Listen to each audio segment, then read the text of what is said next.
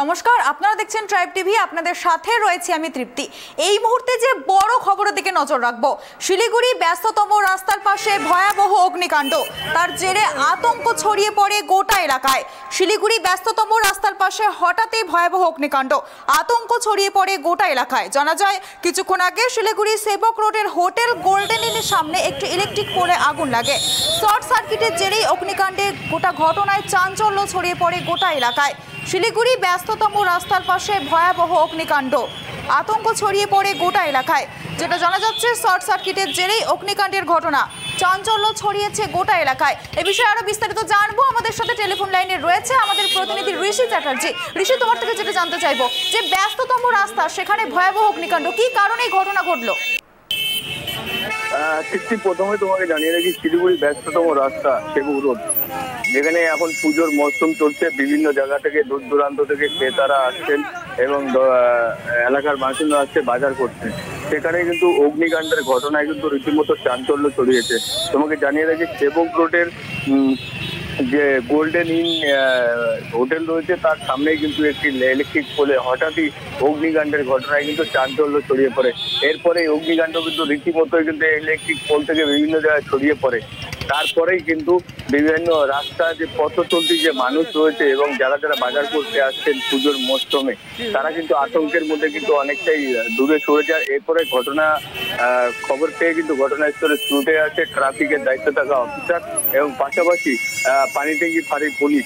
এরপরে খবর দেওয়া হয় শিলিগুড়ি দমকল বিভাগে, তারা একটি ইঞ্জিন পাঠিয়ে সেখানে কিন্তু আগুন নিভানোর কাজ চলছে। তবে তোমাকে জানিয়ে রাখি যে এই পুজোর মুখে, এই পুজোর বাজার করতে আসা যে ক্রেতারা রয়েছে এবং তারা যারা বাজার করতে আসছে স্থানীয় বাসিন্দা, তারা কিন্তু অনেকটাই আতঙ্কের মধ্যে রয়েছে। দেখো, দুর্গা পুজোর আগে এই ভয়াবহ অগ্নিকাণ্ড আমরা দেখতে পাচ্ছি, দাও দাও করে জ্বলছে আগুন। সাধারণ মানুষ কতটা আতঙ্কিত বা কতটা ক্ষয়ক্ষতির আশঙ্কা, কি মনে করছো? দেখো, তোমাকে প্রথমে জানিয়ে রাখি যে এই যে পুজোর মুখে এত বড় একটি অগ্নিকাণ্ডের ঘটনায় কিন্তু রীতিমতো চাঞ্চল্য ছড়িয়েছে শিলিগুড়ি শহর জুড়ে। তারা স্থানীয় বাসিন্দা যারা বাজার করতে আসছে, তারা কিন্তু ইতিমধ্যে আতঙ্কের মধ্যে কিন্তু রয়েছে। পাশাপাশি তোমাকে তো জানিয়ে রাখি যে পথ চলতি যে মানুষ যারা অগ্নিকাণ্ডটা দেখেছেন এবং যারা স্থানীয় ওখানেই ছিলেন, তারা কিন্তু অনেকটাই আতঙ্কে রয়েছে। পাশাপাশি তোমাকে জানিয়ে রাখি, শিলিগুড়ি পুলিশ কমিশনের পক্ষ থেকে জানানো হয়েছে যে ইতিমধ্যেই কিন্তু এই আতঙ্ক যাতে না ছড়ায় তার জন্য কিন্তু ব্যবস্থা করা হয়েছে। অন্যদিকে তোমাকে জানিয়ে রাখি, দমকল বিভাগের কিন্তু ইতিমধ্যে 2টি ইঞ্জিন কিন্তু এই অগ্নিকাণ্ড যে ঘটেছে তার কিন্তু নিভানো কাজ চালাচ্ছে।